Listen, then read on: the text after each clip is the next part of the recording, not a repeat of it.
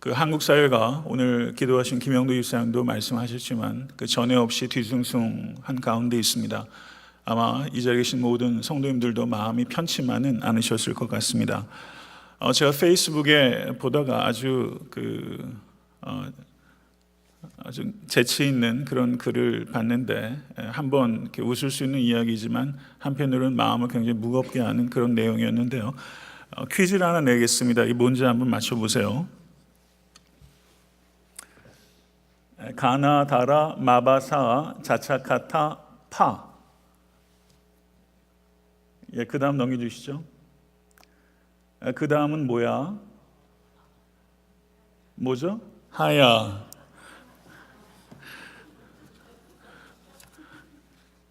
이 얼마나 재치 있는 이야기예요. 그래서 그 재치가 기가 막히고 한편으로는 대한민국 헌정사상 두 번째 있을지 모르는 그 하야 국면에 기가 막히기도 합니다.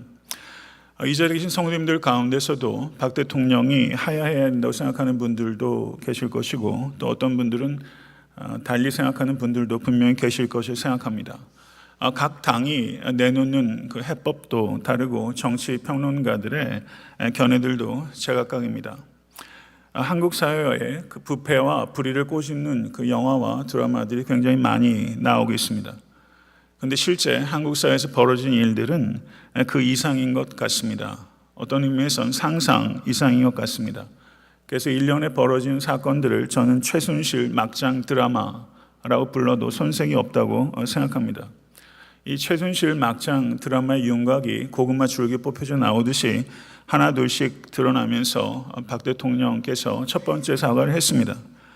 그런데 사과 이후에 사태가 진정되기보다는 오히려 더 큰 저항이 일어났습니다. 그래서 첫 번째 사과 후에 지지율이 14%로 내려왔고 두 번째 사과 이후로는 지지율이 헌정사상 최초로 5%로 내려간 것입니다.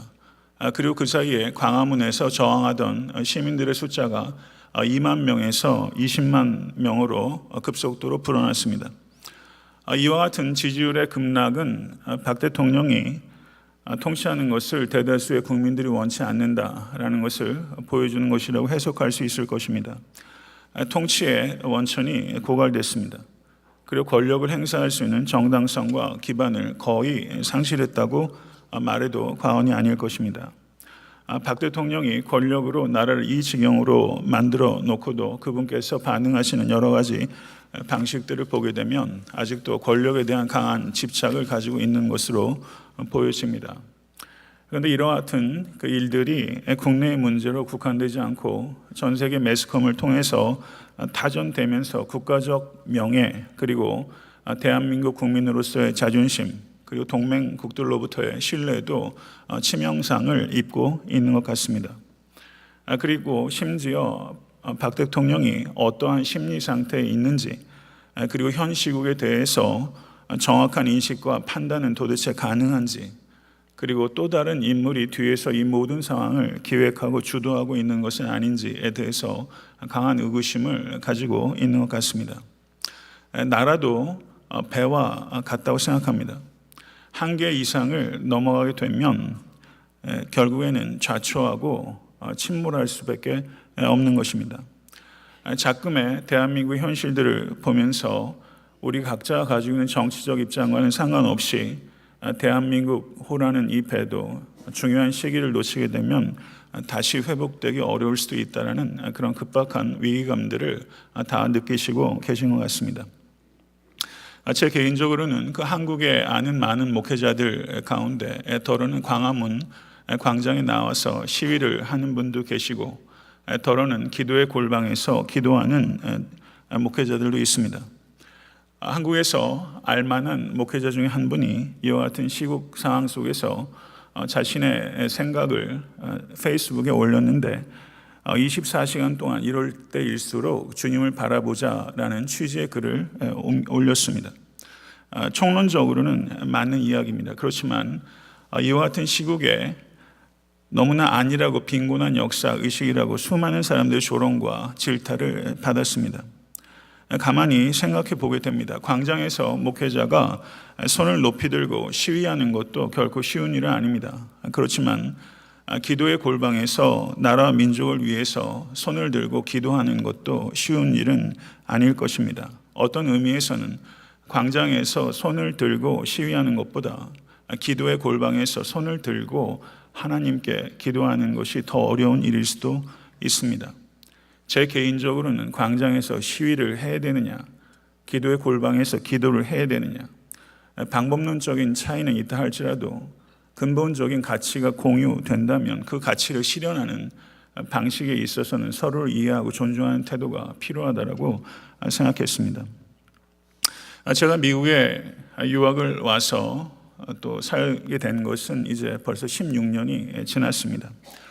몸은 떠났는데 마음은 완전히 떠나지진 않습니다. 그래서 한국 신문의 사회란과 또 정치란들을 어쩔 수 없이 기웃거리고 있는 제 모습을 보게 됩니다.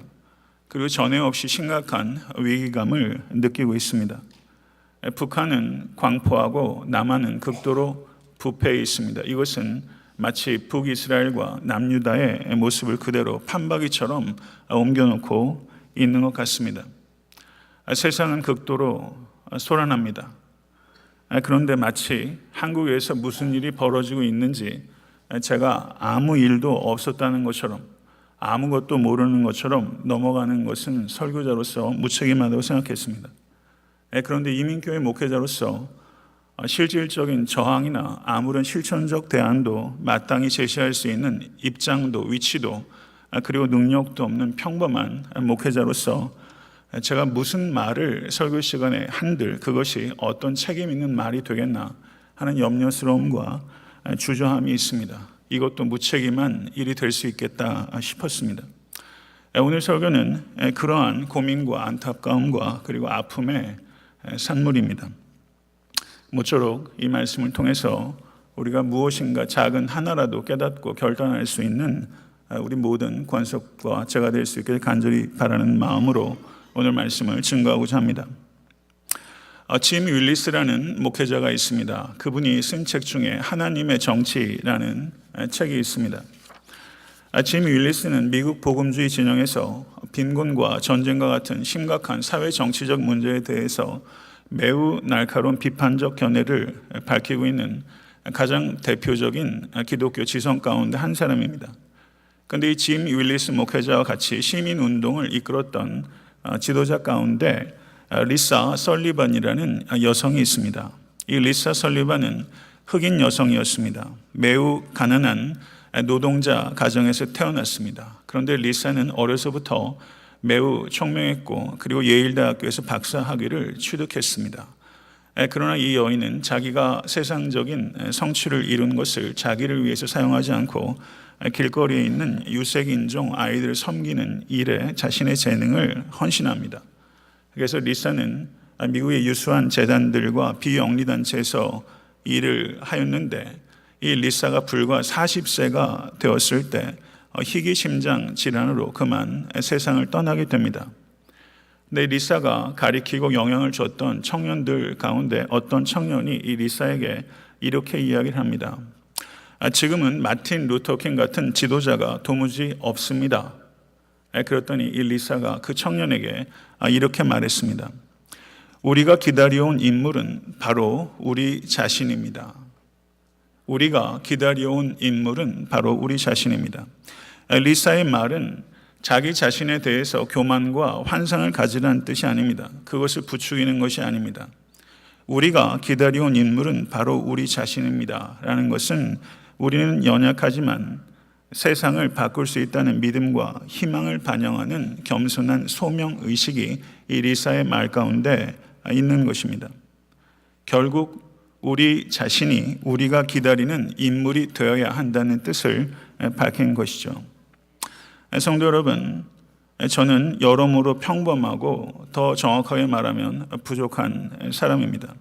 그렇지만 제 스스로가 제가 만나고 싶은 희망의 인물이 되려고 하는 부끄럽지만 나름대로 힘을 쓰고 있습니다.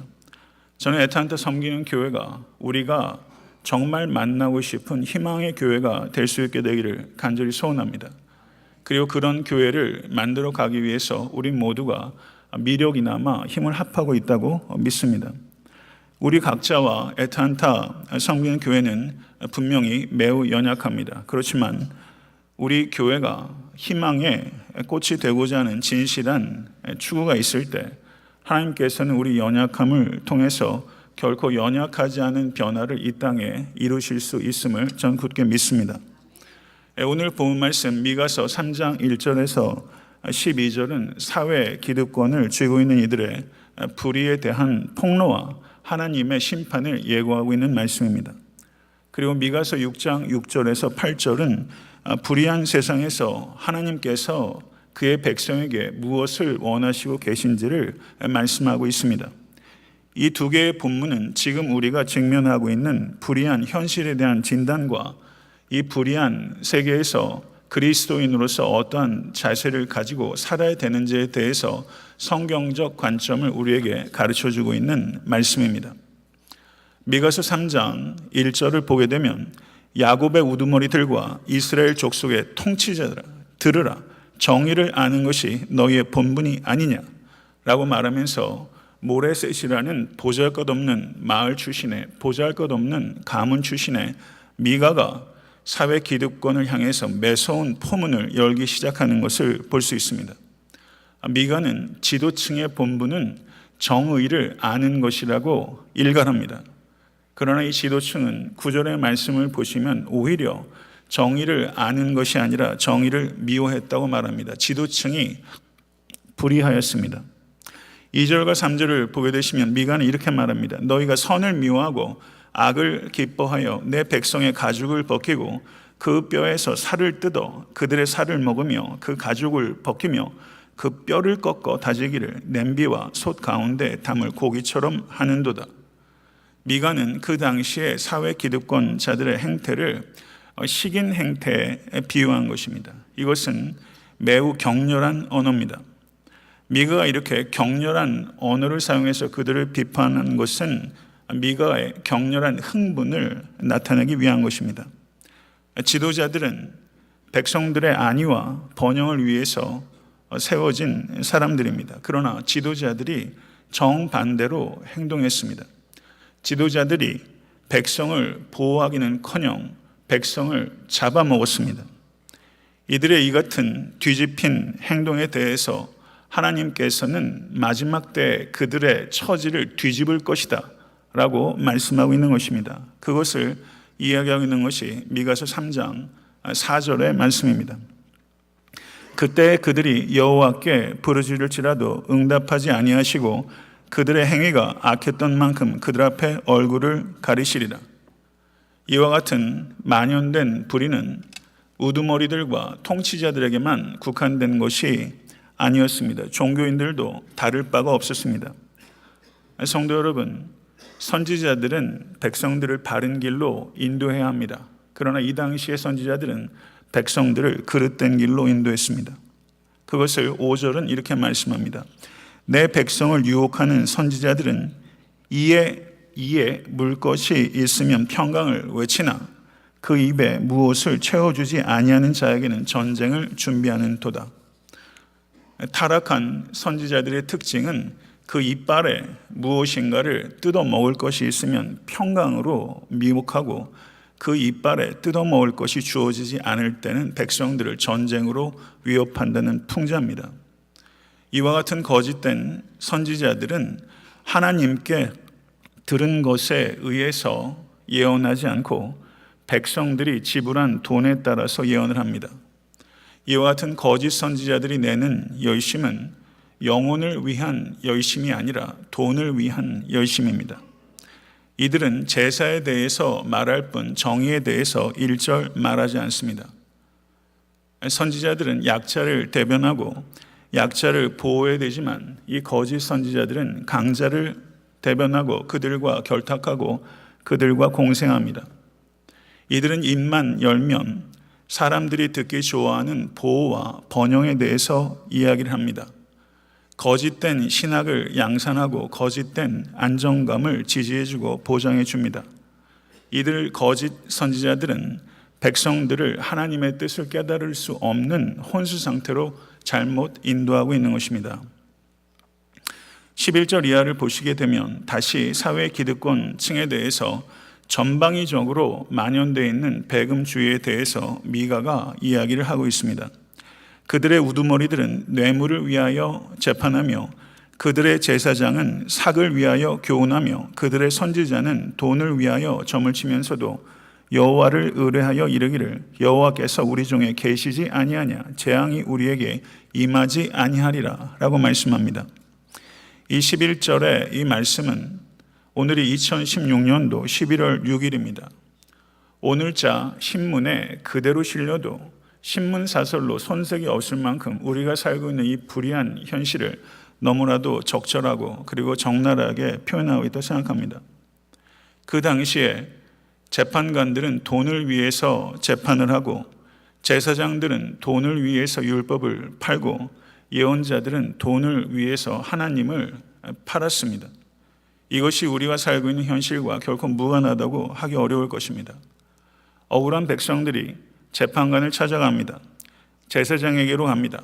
예언자에게로 갑니다. 그러나 그들은 어느 곳에서도 위로와 방법을 찾지 못합니다.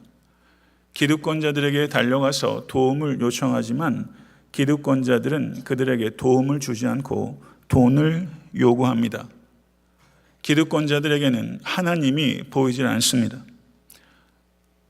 약한 이웃들도 보이지 않습니다. 그들의 눈에는 온통 돈밖에 보이지 않습니다. 돈밖에 보이지 않게 되면 재판관도 제사장도 예언자도 장사치로 전락하게 되는 것입니다. 이것을 깊이 생각해야 됩니다. 돈밖에 보이지 않게 되면 교회는 강도의 구렬이 되는 것이고 목회자는 장사치로 전락하게 되는 것입니다. 이 심각성을 우리 모두가 깨달아야 될 때입니다. 기득권자들은 자신의 부를 증식시키고 그 부를 축적하기 위해서 집요하게 노력합니다. 그리고 매우 창의적인 방법들을 모색합니다. 그리고 기득권자들은 계획이 수립되면 그것을 미적거리지 않습니다. 매우 기민하게 그 계획을 실천합니다. 그런데 문제는 이 기득권자들의 손에 힘이 있다는 것입니다. 그렇기 때문에 기득권자들의 그 수법은 탁상 공론에 머물지 않습니다. 그들은 그들이 계획한 악한 계획들을 실현할 수 있는 정치적, 경제적, 사법적 힘이 있습니다. 힘없는 사람들은 땅이 없는 사람이 되고 땅이 없는 사람들은 집 없는 사람으로 전락하게 되는 것입니다. 이것이 미가가 살았던 시대상입니다. 이것이 한국교회 시대상이기도 한 것입니다. 그런데 문제는 그 기득권자들이 돈만을 쫓으면서 입술로는 무엇이라고 말하는가? 그것이 미가서 3장 11절에 기록되어 있습니다. 여호와를 의뢰하여 이르기를 여호와께서 우리 중에 계시지 아니하냐? 이렇게 기득권자들은 가증스럽고 역겹게 거짓말을 합니다.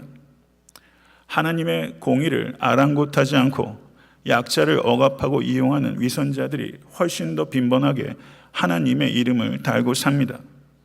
이들은 마음으로는 오직 돈만을 섬기면서 입술로는 하나님만을 이야기합니다.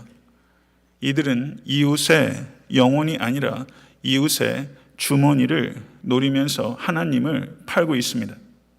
이것이 미가를 통해서 하나님께서 고발하는 내용입니다. 그리고 그들은 자신들이 누리고 있는 번영과 예루살렘 도성의 찬란한 건축물들을 보라고 말합니다. 그리고 나의 번영과 예루살렘의 이 찬란한 건축물들은 하나님께서 우리에게 함께 하신 증거고 하나님께서 우리에게 주신 축복의 증거라고 말합니다. 그리고 그들은 하나님과 좋은 관계를 유지하고 있다고 말할 뿐만 아니라 자기 스스로도 기만합니다. 그래서 나는 하나님과 좋은 관계를 맺고 있다고 자기를 속이고 있는 것입니다. 이것이 문제인 것입니다. 이들에게 진정한 문제는 물욕보다 그 뒤에 있는 경건한 위선의 가면입니다. 그것이 더욱더 흉악하고 흉측한 것입니다. 그러나 하나님께서는 그들의 위선적인 경건의 가면을 찢어 놓으시겠다고 말씀하십니다. 그것이 미가서 3장 12절의 말씀입니다. 이러므로 너희로 말미암아 시온은 갈아엎은 밭이 되고 예루살렘은 무더기가 되고 성전에 사는 수풀의 높은 곳이 되리라. 이것이 하나님의 경고의 말씀입니다. 미가서 2장 5절을 보시게 되면 악한 이들이 잠도 자지 않고 악행을 계획하고 있다고 말합니다. 그런데 그때 졸지도 아니하시고 주무시지도 아니하신 하나님께서 그 악한 자들에게 내릴 재앙을 계획하고 있다고 말씀합니다. 악한 자들은 하나님의 심판을 모면할 길이 없을 것입니다. 이것은 믿는 자들에게는 감사한 일이요 악한 자들에게는 참으로 두려운 일이 아닐 수 없습니다. 하나님께서는 기득권자들이 불법으로 탈취한 것을 빼앗을 뿐만 아니라 그들이 가지고 있었던 원래의 것조차도 다 빼앗을 것이라고 경고하고 있는 것입니다. 이것이 미가서 3장 1절에서 12절의 말씀입니다. 이 말씀을 들을 수 있는 겸손함이 우리 모두에게, 교회에게, 이 땅의 위정자들에게 있으실 수 있게 되기를 간절히 축원합니다.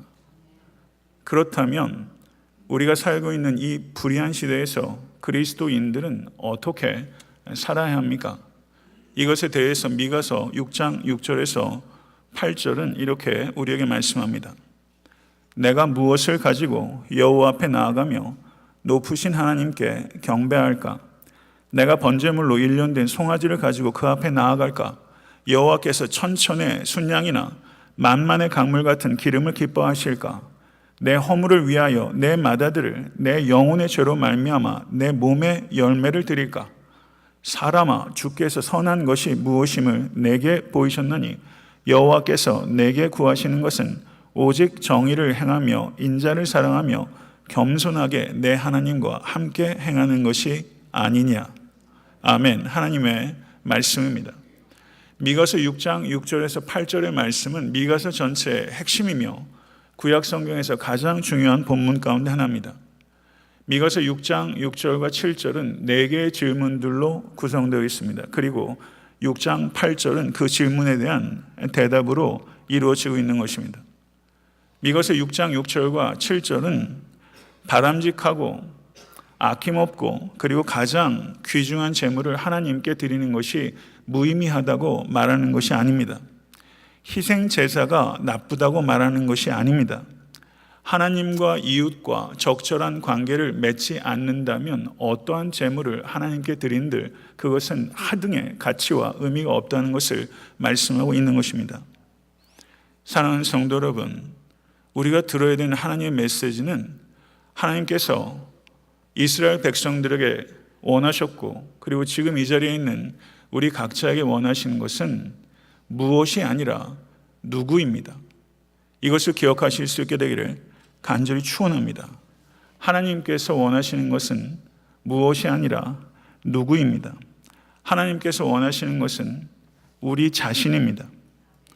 하나님께서 우리에게 행하신 모든 역사에 대한 우리의 바른 응답은 우리 자신의 변화입니다. 하나님께서는 무엇이 아니라 누구를 원하신다는 것을 깊이 깨닫고 반응하실 수 있는 모든 권속 되실 수 있게 되기를 간절히 축원합니다. 하나님께서 우리에게 원하시는 반응은 3가지입니다. 정의를 행하는 것과 인자를 사랑하는 것과 겸손히 내 하나님과 함께 행하는 것입니다. 다른 말로 하면 하나님께서는 정례화되고 기계적인 종교 행위를 원치 않으십니다. 자기 백성이 적극적으로 정의를 행하고 다른 사람들의 유익을 위해서 열정적인 사랑으로 헌신하며 자기 삶의 모든 영역에서 여호와 하나님의 기준들을 겸손하게 굴복하는 것을 하나님께서 원하십니다. 이 말씀을 들으실 수 있게 되길 간절히 바랍니다. 아모스서 5장 24절은 오직 정의를 물같이 공의를 마르지 않는 강같이 흐르게 할지어다 라고 말씀합니다. 이 말씀은 매우 중요한 본문입니다. 제가 올해 아모스서 5장 24절로 이미 한번 설교한 바가 있습니다. 오직 정의를 물같이 공의를 마르지 않는 강같이 흐르게 할지어다. 하나님의 말씀입니다. 여기에서 정의라고 번역된 히브리어를 미시파트라고 합니다. 그리고 공의라고 번역된 히브리어가 쯔다카라는 단어입니다. 미시파트와 쯔다카라는 단어는 매우 중요한 단어입니다.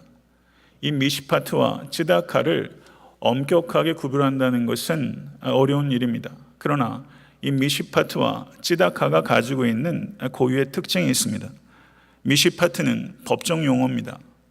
법정에서 모든 사람들을 대하는 공평하고 동일한 절차를 나타내는 것이 미시파트입니다. 그리고 쯔다카는 올바른 관계를 나타냅니다. 사람이 하나님과 바른 관계를 맺어야 합니다. 맞습니까? 하나님과 바른 관계를 맺게 되면 그것이 삶에서 우리가 맺게 되는 모든 관계를 바르게 하는데 영향을 끼치게 됩니다. 이것이 쯔다카입니다. 올바른 절차와 올바른 관계, 이것이 정의와 공의입니다. 그런데 왜 하나님께서는 이 정의와 공의를 말씀하시면서 물과 강이라는 은유를 사용하셨을까요? 왜 정의와 공의를 얘기하면서 이 물이라는 메타포를 사용하셨을까요? 홍순관이라는 시인이 있습니다. 이분은 시인이면서 동시에 찬양을 하는 사람입니다. 저도 개인적으로는 이분의 책을 읽어본 적 경험은 없지만 세컨더리 소스를 통해서 이분이 쓴 시 가운데 하나를 제가 읽게 되었는데 저에게 적지 않은 감동이 있었습니다. 이 홍승관이라는 시인이 쓴 글 중에 평평한 물이라는 글이 있습니다. 그 내용을 소개하겠습니다. 물은 서로 평평하기로 약속했습니다. 조금이라도 수평이 기울면 다 그리로 가서 살기로 했습니다. 물이 걷는 것도 달리는 것도 다 평평해지려고 가는 길입니다. 흐르는 것도 떨어지는 것도 머무는 것도 평평하기 위해서지요. 평평해질 때 물은 비로소 그 길을 멈춥니다. 그러나 언제나 떠날 준비를 합니다. 조금이라도 평평함이 깨어지면 곧 떠나고 맙니다. 이것이 홍순관 시인의 평평한 물이라는 글입니다. 정의와 공의를 왜 하나님께서 물이라는 은유를 통해서 표현하셨을까? 그것은 물은 쉼이 없이 조금이라도 평평함이 깨어지면 물이 흘러가는 것처럼 쉴 새 없이 물이 움직이는 것처럼 사회적 강자와 사회적 약자 사이에 평평함이 깨어지면 정의와 공의가 그곳에 들어가서 그곳을 평평하게 하도록 하기 위해서 하나님께서 정의와 공의를 물이라는 메타포를 통해서 사용하는 것입니다. 사랑하는 성도 여러분, 이 세상에는 불평등이 가득합니다. 한국에도 미국에도 불평등이 심화되고 있습니다. 세상이 평평해지도록 하는 일에 부르심 받은 가장 책임 있는 공동체가 바로 교회입니다. 교회는 물처럼 세상을 평평하도록 하기 위해서 두 가지 행위를 할 수 있습니다. 하나는 사회 봉사요, 또 하나는 사회 운동입니다. 사회 봉사를 소셜 서비스라고 할 수 있고 사회 운동을 소셜 액션이라고 할 수 있습니다. 사회 봉사는 개인적인 차원에서 인격적인 관계를 바탕해서 이루어지는 행동이라고 할 수 있습니다. 반면에 사회 운동은 사회 구조와 제도를 변화시키는 정치적인 운동의 일환이라고 할 수 있습니다. 그런데 사회를 평평하게 하기 위해서는 사회 봉사와 사회 운동이 병행되어야 됩니다. 사회 봉사로만으로는 약한 자를 돕는 데 한계가 있기 때문입니다. 악한 제도와 구조를 그대로 방치한 채 약한 이들을 돕다 보면 결국에는 구멍 뚫린 항아리에 물을 쏟는 격이 되기 때문입니다. 사랑하는 우리가 신앙을 갖게 된 것은 하나님과의 개인적인 만남에 기초한 것입니다. 이것은 개인적인 사건입니다. 그렇지만 우리의 신앙이 사적 신앙으로 머물러도 된다는 것을 의미하는 것은 아닙니다. 우리의 신앙의 출발은 개인적인 만남의 사건에서 시작되지만 참된 신앙은 공적 신앙이 되어야 됩니다. 교회는 공동체입니다. 그렇기 때문에 교회는 공적인 책임을 가지고 있습니다. 이 지역사회에서 공적인 책임을 가지고 있고 이 시대와 역사 속에서 공적인 책임을 교회가 가지고 있는 것입니다. 그것이 교회입니다. 그러나 우리가 어떻게 신앙생활을 해왔습니까? 내가 그리스도인이라는 것을 어떻게 나타냅니까? 그것이 식당에 가서 식기도를 하는 것으로, 혹은 예수 믿고서 술, 담배를 이제 멈추는 것으로, 그것으로 내 사적인 경건의 행위로, 그것이 내 신앙으로 머물러 있다면 그것은 매우 미흡한 것입니다. 기독교 정치인들이 많이 있습니다. 지금 대통령을 직은해서 보좌했던 총리도 전도사라고 합니다. 많은 사람들이 내각의 기독교인이고 그리고 국회에서 가장 많은 포지션을 차지하고 있는 것이 기독교인들입니다. 그런데 그들이 신앙을 어떻게 나타냅니까? 그것이 고작 조찬 기도에 참여하는 것으로서 그치고 있는 것 같습니다. 음모와 술수가 난무하는 정치판에서 정치 논리와 당리 당략을 뛰어넘어서 하나님의 가치를 실현해낼 때 그들은 기독교 정치인이라고 말할 수 있는 것입니다. 기독교 실업인들이 있습니다. 사업의 자리에서 하나님의 나라의 가치를 실현하려고 씨름하고 있습니다. 그런데 많은 경우에 기독교 실업인들이 하는 일들은 신우회를 조직해서 거기 나가거나 혹은 이윤의 일정액을 혹은 상당액을 교회에 헌금하고 선교에 사용하는 것입니다. 좋고 필요한 일입니다. 그러나 그것으로서 내가 기독교 실업인이라고 얘기하기에는 현저하게 미흡한 것입니다. 자본의 논리가 짓누르고 있는 사업의 현장에서 세상 기업인들과 구별되지는 않습니다. 노동자질을 여전히 착취하고 세금을 탈세하거나 그저 법망을 피했지만 누가 봐도 부도덕한 행위를 통해서 재화를 모으는 기독교 실업인들이 적지 않습니다. 이것이 우리의 현실입니다. 사랑하는 성도 여러분, 많은 목회자들과 그리고 기독교인들이 현저하게 개신교 인구가 줄어들고 있는 것에 대해서 위기감을 가지고 있습니다. 이것이 대한민국 내뿐만 아니라 이민사회 현실도 그러한 것 같습니다. 이제 현저하게 개신교 인구들이 줄어들고 있습니다. 그런데 정말 우리가 염려해야 되는 것은 개신교 인구가 줄어드는 게 아닙니다. 개신교에 대한 사회의 재구성원들이 가지고 있는 신뢰가 줄어들고 있는 것이 문제입니다. 그것이 문제의 핵심입니다. 세상 사람들은 기독교를 그저 자신의 세를 유지하고 확장하기 위해서 씨름하고는 이익 집단처럼 바라보는 경향이 있는 것 같습니다. 다소 억울한 측면이 있기는 합니다. 그렇지만 세상 사람들의 눈에 비치는 교회의 모습은 이익 집단과 진배가 없습니다. 우리가 얼마나 우리가 믿는 진리를 증명하기 위해서 희생적 사랑으로 사회 책임 있는 구성원으로 역할을 해왔는가 생각하면 분명히 거기에는 미흡함이 있는 것입니다. 사랑하는 성도 여러분, 큰 교회 목회자들이 권력을 향해서 질주했습니다. 권력을 지지해주고 권력을 지탱하고 그리고 스스로 기득권이 됐습니다. 정말 교회가 해야 될 것은 권력을 향해서 질주하는 것이 아니라 권력으로부터 소외된 약자들을 향해서 섬김을 위해서 질주해야 하는 것입니다. 그것이 교회의 본연입니다.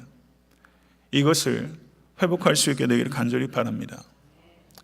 남미의 한 혁명가가 이런 말을 했습니다. 매우 의미 있다고 생각을 합니다. 그가 이런 말을 했어요. 우리 모두 리얼리스트가 되자. 그러나 가슴 속에는 불가능한 꿈을 갖자. 이렇게 말했어요. 우리 모두 리얼리스트가 되자. 그러나 가슴 속에는 불가능한 꿈을 갖자. 정치혁명가의 말이에요. 저는 이 이상으로 우리가 꿈을 가져야 된다고 생각합니다.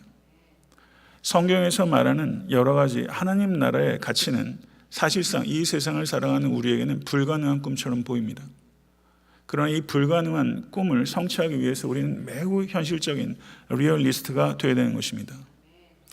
32년 전에 대한민국에서 이 불가능한 꿈을 가지고 그것이 조금이라도 현실이 되게 하려고 씨름했던 26살의 청년이 재판정에 서서 재판부에 자기가 항소하는 이유에 대해서 글을 썼습니다. 이것이 명문으로 알려져 있고, 그리고 많은 판관들이 그가 올렸던 항소 이유에 대한 글들을 읽고 있다는 이야기를 들었습니다.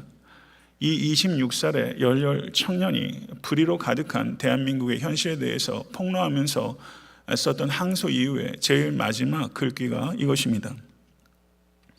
모순투성이이기 때문에 더욱더 내 나라를 사랑하는 본 피고인은 불의가 횡행하는 시대라면 언제 어디서나 타당한 격언인 네프라소프의 식구로 이 보잘것없는 독백을 마치고자 합니다.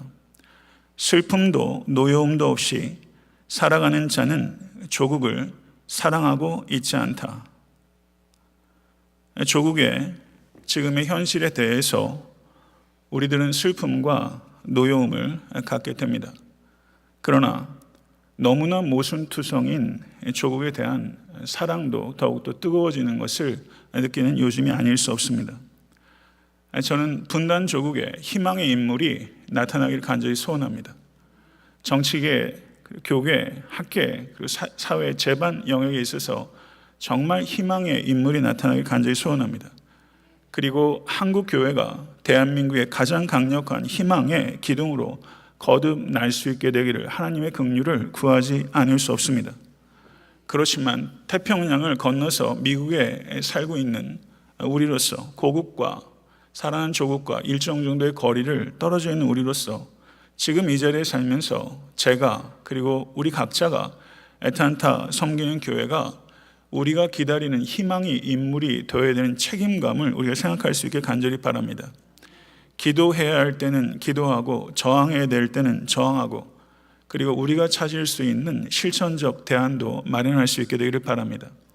대한민국에 살고 있는 국민들이 만들 수 있는 실천적 대안이 있다면 남과 북을 공이 멀리 떨어져 있는 이민자로서 우리가 만들 수 있는 실천적 대안도 있다고 생각합니다. 그것이 뭔지 모르겠습니다. 그렇지만 그 대안을 만들어가는 우리가 될 수 있게 되길 간절히 바랍니다. 말씀을 맺겠습니다. 참된 그리스도인이 그리운 시대입니다. 참된 그리스도인은 참된 이웃이며 참된 시민이 되어야 됩니다. 우리는 이 차원을 너무나 경시해 왔습니다. 멀리 사랑하는 조국과 우리가 발을 딛고 살고 있는 미국을 위해서도 우리는 사회 봉사를 할 뿐만 아니라 사회적 행동을 할 수 있도록 성장해 나가야 됩니다. 다음 주에는 미국에서도 대통령 선거가 있습니다. 사랑하는 성도 여러분, 삶의 불평등이 만연한 자리가 너무나 많습니다. 그 모든 기울어진 삶의 자리로 흘러 들어가시는 물처럼, 명랑하고 세찬 물처럼 살아가신 모든 권속 되실 수 있게 되기를 우리 주 예수 그리스도 이름으로 간절히 축원합니다.